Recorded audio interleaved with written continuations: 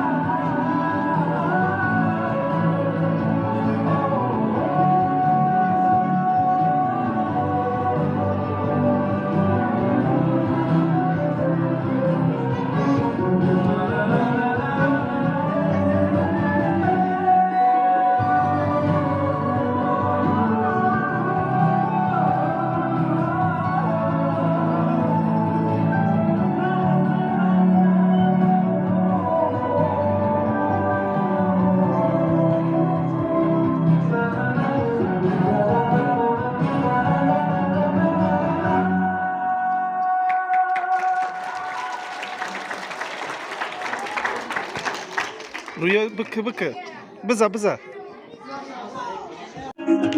آشنایی جون امید بندم دادی از راستی سیدی بی سندم دادی گفتی نرم میخواند جایی دیگر رفتی به کجا چرا تو فندم